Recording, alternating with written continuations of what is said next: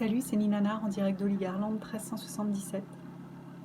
Je me suis réveillée ce matin, j'ai halluciné, hein. C'est l'effet magique confinement ou c'est l'effet du discours de notre président de la République, Emmanuel Macron, comme si je sortais de chez le coiffeur. J'en reviens pas.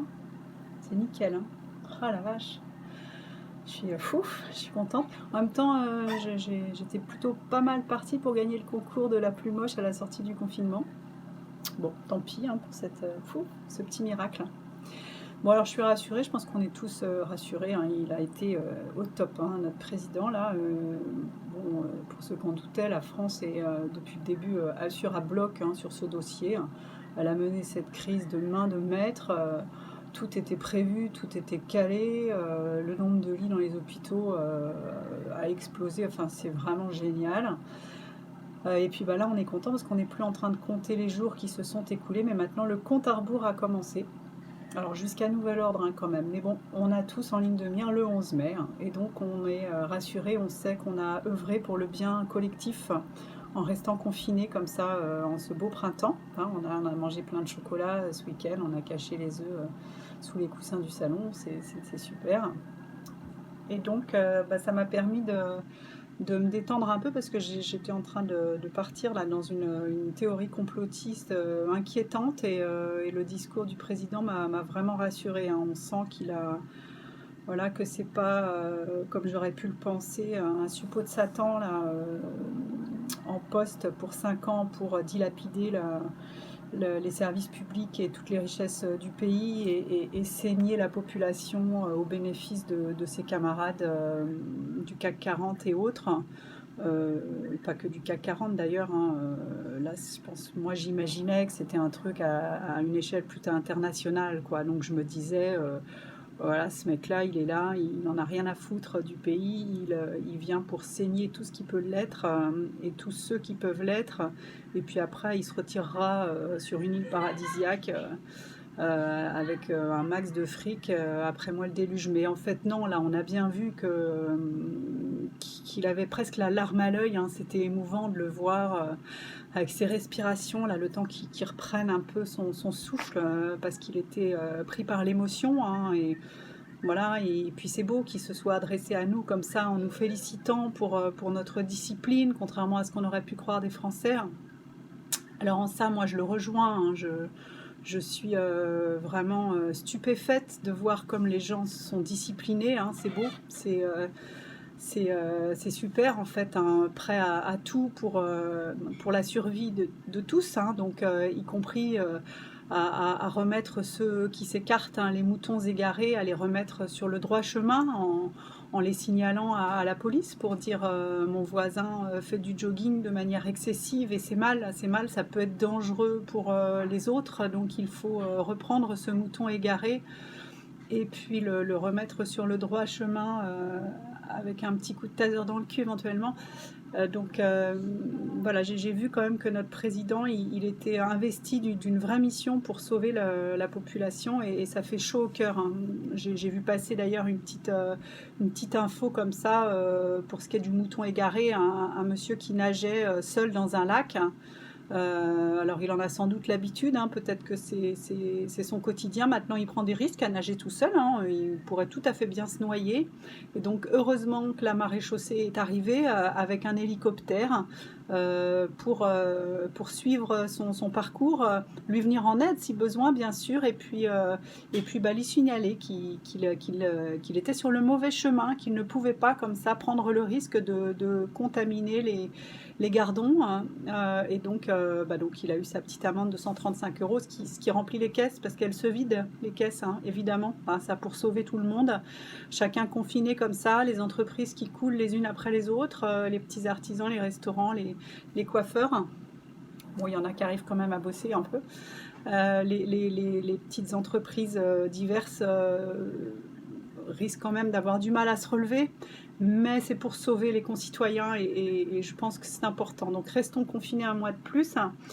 Alors moi jusqu'ici je m'étais dit qu'on n'en voyait pas le bout de cette affaire et que j'en arrivais à un truc complètement aberrant, hein. Je vous le confie comme ça, mais je pense que c'est pas possible. Je me disais En fait, c'est fait exprès. J'étais en colère hier, mais Manu, il m'a détendu. J'étais en colère hier et je me disais, tout ça est fait pour que toutes les petites entreprises s'écroulent et que le pays, l'Europe et le monde n'appartiennent plus qu'aux plus gros. En fait, voilà, j'en étais là, quoi, de me dire, ça a été, soit c'est organisé, soit c'est une opportunité d'enfer, ce virus, de mettre tout le monde au pas, de parquer les gens, de les fliquer, de les tracer, de les traquer, de leur faire fermer leur gueule, de faire couler les toutes petites boîtes, de reprendre le pouvoir absolu sur les gens et d'arriver à un stade où ils sont tellement lobotomisés qu'ils sont persuadés que c'est pour leur bien. J'en étais là. Moi, je suis rassurée en fait. Je suis rassurée. Je me suis égarée et merci à Monsieur Macron de m'avoir remis les idées en place. C'était mal de ma part. Je me flagellerai un petit peu plus tard et puis je me prendrai une douche avec des glaçons pour me réveiller parce que c'est mal hein, de remettre comme ça en question les bien fondés des décisions gouvernementales. Ces gens qui œuvrent toute leur vie comme ça pour la communauté, pour le collectif. Voilà. Et puis voilà pour ce qui est de soigner cette maladie terrible hein, qui tue 500 personnes par jour en France. Apparemment par contre plus personne ne meurt d'autre chose. Hein. On n'entend jamais parler du cancer qui emporte des gens de tous âges. Apparemment depuis le début de la crise, plus personne ne meurt du cancer. Hein. Donc c'est vraiment le coronavirus, l'ennemi à abattre. Hein. Il n'y a pas de doute là-dessus. Et donc on cherche hein, les laboratoires dans leur grande mansuétude, leur altruisme, guidé par une vocation humaniste, travaillent d'arrache-pied pour sortir un vaccin. Hein. Alors ça prendra du temps, hein. On peut même supposer d'ailleurs que cette date du 11 mai soit légèrement repoussée parce que rien ne sera vraiment possible tant que le vaccin ne sera pas sorti et tant que tout le monde se sera fait empaler par leurs aiguilles pour être vacciné, hein, n'est-ce pas? Bien sûr, ce sera obligatoire. Il faut que chacun sache que tous ces gens travaillent pour nous sauver et que donc quand le vaccin sera sorti, après des longs mois de labeur et un budget pharaonique, mais qu'est-ce comparé à la survie de l'humanité? Quand le vaccin sera sorti, bien entendu, chacun tendra son bras pour se faire piquer. C'est essentiel, hein. Voilà. Le fait que ce virus mute, hein, on l'a déjà vu, et que donc potentiellement un vaccin ne serve à peu près à rien, quand bien même on le renouvellerait tous les 15 jours. Il ne faut pas se mettre des choses comme ça dans la tête. J'y ai cru aussi, hein. J'ai même douté du vaccin contre la grippe en me disant je ne comprends pas la grippe, le virus mute, donc ça ne peut pas fonctionner. Si les gens se font vacciner chaque année contre la grippe, c'est forcément qu'il y a une bonne raison et c'est parce que le ministère de la Santé dit qu'il faut se faire vacciner, les gens le font et c'est bien, c'est important. Donc ce sera pareil avec le coronavirus, il y aura un vaccin beaucoup plus efficace et sérieux que ces traitements qui ont soi-disant hein, été testés sur des centaines voire des milliers de personnes avec des effets soi-disant concluants, mais c'est certainement une sombre machination de ce docteur étrange aux cheveux longs.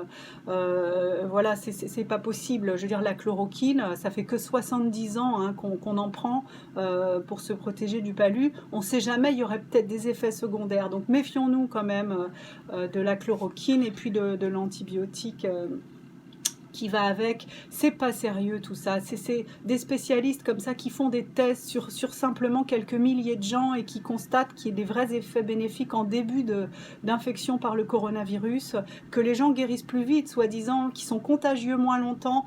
Moi, franchement, je ferai gaffe à ça. Donc, Manu, il nous l'a dit, hein, pardon, Monsieur le Président de la République, Emmanuel Macron, avec tout le respect que je lui dois, il nous a bien dit hein, que la France est très bien placée dans la recherche scientifique et que ce vaccin sortira, c'est sûr. Et donc, à chacun, comme ça, de rester sagement confiné hein, en attendant la sortie de ce vaccin, c'est ce qu'il y a de mieux à faire. Hein. Donc, en attendant, restez pas sur les bancs publics plus de 2 minutes, sortez pas à plus d'1 kilomètre et n'allez pas trop courir.